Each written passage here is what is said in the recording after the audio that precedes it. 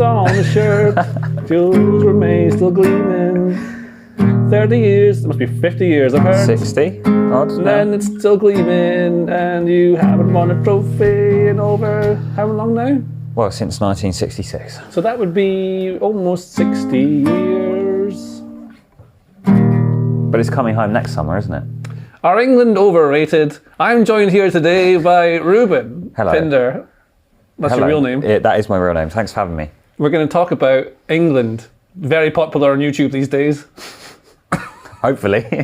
But really, we are going to talk about England because England always finish top of their group, always. And if you live in England, what you hear very much is that they're going to win every tournament they're in, you see. So actually what happens generally is that England qualify, they breeze through the qualification group, they get to the tournament, and then people start going, nah. You know, it'll be nice if we just get through. And then what happens at some point, it changes to being like, we're the best team ever, we're going to win. But why don't they win? Are England overrated, actually, Reuben? I would say no. I would say international football is really hard to win trophies in. And using that as the only metric of success or failure and creating this binary scenario where if Southgate wins a tournament, then he's been the greatest manager of all time for England. And if he doesn't win a tournament, he's a complete abject failure. I find that reductive, JJ. Oh, so you're saying there's more to football than simply winning trophies? Yes. Like that Southgate has completely changed the perception and reputation of the team within certainly this country. Well, exactly. The vibes have gone through the roof. The XV is staggering since he's come in. So why do England struggle in tournaments? So what should be, maybe we should qualify what success would be for England in a tournament. See, the next one is Euro 24. Yeah, in Germany next year. What would be success for England in that tournament? Well, I think they should be expecting to get to the semi-finals at least, hopefully the final. It basically depends when they come up against France, because the draw is a big part of why England actually got to the semis in 2018 and a big part of why they only got to the quarters in 2022, because they came up against one of the two best teams earlier than they would have hoped to. So it really kind of depends, but I would say they should be expecting to get to the final and hopefully win it. Well, who are the best teams in international football just now? Because England have really good players, right? So we think of them as a FIFA rating. Yeah, I mean, it's full of like 87 players, right? Yeah. Like the England squad. France would be up there as well.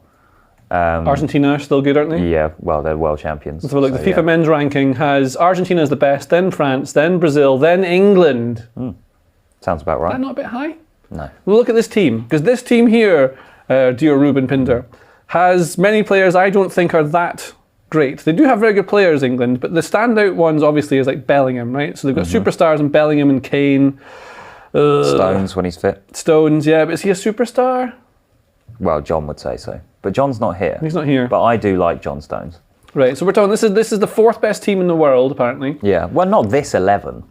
Okay, well, let's see if we can make it better, because like Mark Gay, good player, Tomori, good player, decent. Maguire, most expensive defender ever. Sometimes a good player. Well, how about you tell me what the best England team actually is, or should be? Okay. And I'll tell you whether it's overrated or not. Okay, well, so to start with, Tomori was playing at left back because all of our left backs are injured at the moment. Although Rico Lewis has got a call up, so he may play there tonight. He's a right back. He's played at left back though.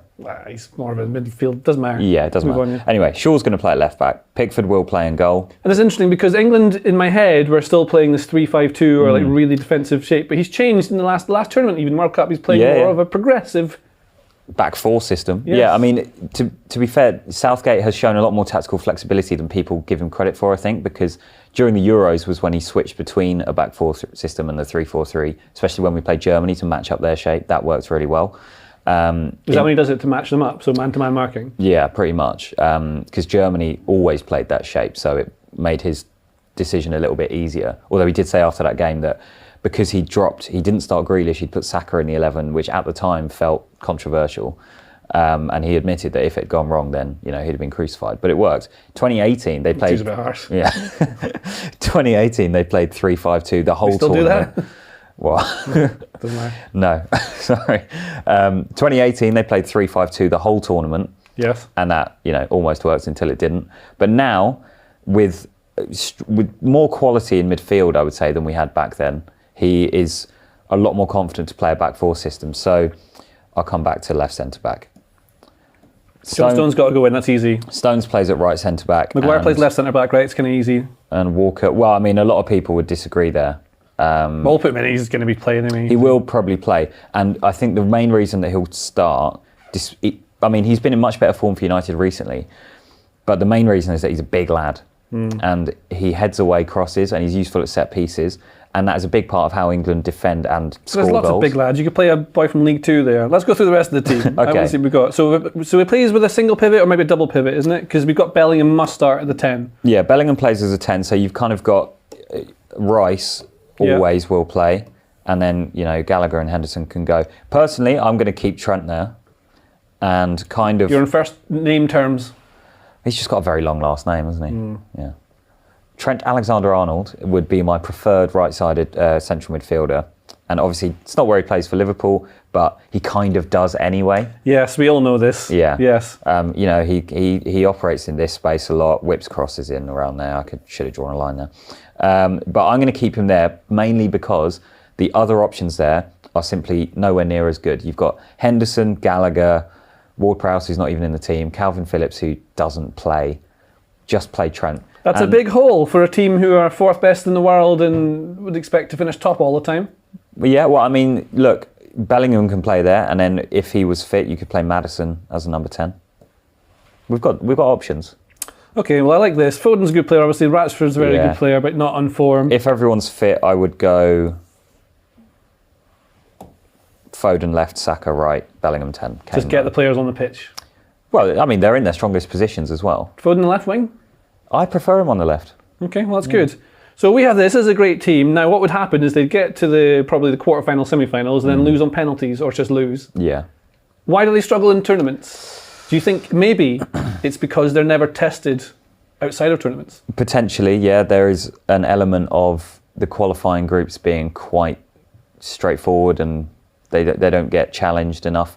So then when they do meet a team of similar quality, the problem seems to be that we can never keep hold of the ball for long enough and tire out the opposition and dictate the kind of pace of the game. Now, is that the manager's fault? Because the thing with England is that often they don't play that kind of possession-based football. I think of teams who play in certain ways and maximise their strengths. Like Croatia in the 2018 World Cup played with a midfield three of Modric, Rakitic and Brozovic? That's correct, yes. And so they're the strongest players, they're the ones in the middle, they control the game and they play that way. England's strengths were in drawing until they got a corner or a penalty and then scoring that way. Well, in 2018, very much so. It was Young and Trippier whipping in crosses to the love train at the corners. You remember when Stones, Maguire and Kane would all just stand glued to each other and then split. And it worked. And that was the limitations of the squad at the time. I feel like the style of play has evolved since then. But ultimately, an international manager is still at the behest of the players he has available. So if you don't have players like Modric, like he's tried a lot of different midfield options to try and get more control. But England have always had great players. Like they once had like Steven Gerrard or the GOAT, as we call him. He's often like these sorts of star players they have in their team and they still don't get over the line. And I think international management is different to club management, right? Big time, Because first of all, you have far less time to work with the players. So you can't work on tactical systems the way you would. You have to depend on a sort of already known... The patterns are nowhere near as like strongly ingrained. Yeah, you can rehearse a couple and you can rehearse some set pieces, but you can't really forge it. And I think that's one of the strengths of Southgate is probably that he's forged that club mentality without having quite the tactical thing. But they all know how they play now and it's kind of, you drop a player in. I would also say it helps that a lot of their club teams play quite similar styles. Yeah. Do you know what I mean? Like, what's the difference between how City, Arsenal and Liverpool play? Like, it's kind of minimal in terms of approach, right? Yeah, I mean, there's similarities, I suppose. But then you can't really play like club football in international football, I think. Like, first of all, you can't really, in a tournament, go for a massive full court press the entire time. Yeah. Because you lose energy and then you leave gaps. Especially when you have Maguire. Well, this is it, right? The teams that win the tournaments, right? Even France, with amazing players, quite defensive and solid. What the winning teams tend to do, you look at the Euros, Greece, Portugal, all these teams did not play, they did not open up and play possession football. That Portugal team, I'm pretty sure, got to the final having not won in 90 minutes because they went through in third with 3 points. So, well, here's the thing. So, like, if England are overrated or underrated, whatever the hell they are, right? So Southgate has taken a team of these are superstars. Bellingham, Kane, Foden, I'd taken most teams. Yeah. Walker's brilliant. Declan Rice is the most expensive defensive midfielder in the world, isn't he? I think so. Pretty much. Right, and then you think like France have midfield Real Madrid, Tchouaméni and Camavinga, and then Griezmann, who's always nominated for Ballon d'Ors, but they play defensively as well, same as what England tend to do in tournaments. Especially in the 2018 World Cup when they dropped they dropped Dembele for Giroud basically, and then rearranged the team around a more functional approach, didn't they? Because to win tournaments, you basically have to not concede, and then how do you score goals? There's a few ways you can score goals. Easiest one is through like set pieces. That's the most common one, I think, with international football. Yeah. Individual moments of skill, which you can't rely upon, even when Bellingham does them all. Scoring goals in transition probably is really important, taking advantage of teams who push onto you and then hitting them. England score a lot of those as well. Yeah. As demonstrated when we played Italy a few weeks ago in those previous Well, I went through all the last few goals England scored, and this is what they have. An own goal, this is before the Monday night games. An own goal they scored against Malta, and a lovely pass and move goal. So that's good. That's a good football in the final third against Malta. Versus Italy, they scored a penalty, a counter-attack with a bit of Jude individual skill, and a long ball over the top with Kane individual skills, taking advantage of individuals. And I think in international football, you get away with relying on individuals to do these things. Australia, set piece second phase. Versus Scotland, some nice play for the first goal, then a bit of Jude skill, and Greg Taylor just passed the ball to Bellingham to score. That was then silly. A bit of Jude skill, and that's how they score, individual skill. What's wrong with that? Doesn't every international team kind of rely on that though? Because of the things that you outlined earlier about how difficult it is to, the coaching is more limited. So you have this to is the thing, on that, right? yeah. So Guardiola's Man City team dominated in all of football, but it's not about individuals, it's about the team system, which is what you can coach on a day-to-day basis as a club team. But international football, I guess Southgate can't do that. So the best thing to do is make your team look worse than it is, and then rely on individual skill and long balls and set pieces. Yeah, I mean, I'd argue that France and Argentina did the same, did similar things on the way to the World Cup final. I agree. Yeah, cool. So what's the rest of the video? I don't know. I felt like we were disagreeing a lot there, but individual brilliance, relying on individual brilliance and set pieces, the importance of those, two big reasons why I would keep Trent in the team in midfield, because I think you can. Walker can do his defensive job. And then maybe if you don't want Maguire exposed on the wing, you play our Lord and Saviour Mark Gahey instead. And then you end up with a three, and then Shaw can push up, Foden can come into the half space, Saka can stretch pitch here, and then, Rice can do that. But Rice doesn't do that. Rice is this kind of player. He's not really a pivot player. He comes up. Well, he's going to have to be. This is also the thing in international football, is that sometimes players have to do slightly different jobs because we don't have somebody like... Partey or Jorginho to sit behind him and be the pivot. They should get one of those. Michael Carrick, where are you? Yeah, I mean, he should have had a lot more England caps as well. We're not talking about We don't Carrick. talk about Michael Carrick. All right, well then maybe Trent can do his distribution Isn't that what he does? Isn't he now the pivot player? Trent.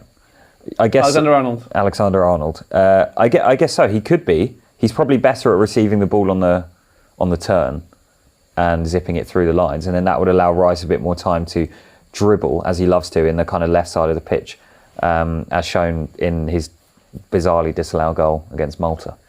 Well, let's go back to the title of our video, whether England are overrated or not. So people think England are really good because they have great individual players, but maybe not a solidest of teams, maybe, because they're missing key. They've got no player that can really take the ball on the half turn in the pivot position to distribute that.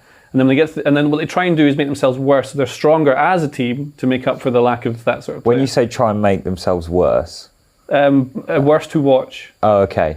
So more functional, less exciting. Right? Yes. Yeah. Exactly. Yeah, and then I think that's a solid basis for trying to win this tournament, though. And I understand people's frustrations when they look at players like Foden and Bellingham and Kane and Saka, and Grealish and whoever else is in the squad, and assume that England should be playing dazzling football and it should be as much fun as it is to watch. No one uses Liverpool. the word dazzled enough anymore, do they? No, it's a good word, and I'm bringing it back. Okay. But it's just difficult to do that. So I don't know. Maybe I'm a bit of a Southgate apologist, but I think international football is simultaneously much simpler, but also therefore kind of more nuanced, because there are factors that you have to contend with that don't exist in club football.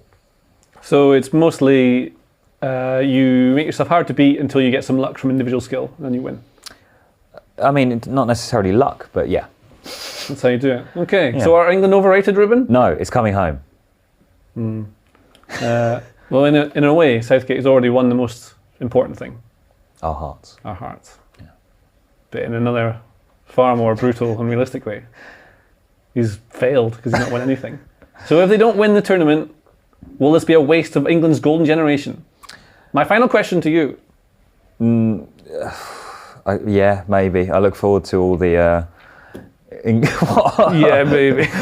I don't know. I look forward to all the international break engagement posts with Rice, Kane, Bellingham and Foden and everyone tweeting, how did they never win anything? Do you think it's too early to be asking this question? Because the Almost Euros aren't certainly, always until the summer. Yeah, we've got one more international break. It's an international break. We had to have something. I could have told you my hotel story. Oh yeah, go on. How I got locked outside my hotel room. Yeah. So you won the award. We won the award. We won, which I left at home. We won the award. Your speech. We won the awards. Very nice. Had a nice time at the awards event. Myself and producer Ben went back to a hotel. We had some more beers and some whiskies just to end the evening, and then we went to bed separately. And then I woke up at 4 a.m. needing to pee with the power of 1,000 mountains. But you know, like, this is happening now. Yeah. Like, this is happening right now. Yeah. So obviously, jump out of bed in the pitch black, can't see anything, open the doors, go into the bathroom, fine, whatever. Except I haven't gone into the bathroom. What I've done is I've gone into the hallway of the hotel. And the door is now very locked. I'm wearing in your boxers? Only my boxers, yes. Okay. Only my pants. So at this point, I realised that I need to pee. And I need to do it now. And I don't... What are you going to do? You're in the hallway of a hotel. Luckily, earlier that day, I'd remembered I'd looked to see what the gym was like, and there was a toilet down there. So I got in the lift, and then went down to the floor where the gym was on, I think, wherever that was. This is a luxurious hotel. And went to the toilet there. Fine, first problem. However, you need your key card to be able to get out. Which means you have to go to reception in your pants. Well, you need to get out of the gym section to get to reception to get back in your hotel room. I don't know how I did this, but I managed to get out of that bit somehow. And I remember being in reception now, just wearing boxers. Yeah. At reception for a full 15 minutes before anyone came through. And then someone terrified came through because it looks mad. And she said, oh, I'll get someone else. And then some young lassie had to come and help me get into my room in a lift. Just me, clearly still having consumed whiskeys and beers. Yeah. And nice. That's what happened, yeah. Okay, well. So don't forget your key cards, everyone. If you like this video, please consider subscribing to the channel. The Athletic is home to some of the world's best sports journalists, including journalists dedicated to each Premier League team, so every fan gets the coverage they deserve, not just the big clubs. And you can try it for free now for 30 days. See the link in the description.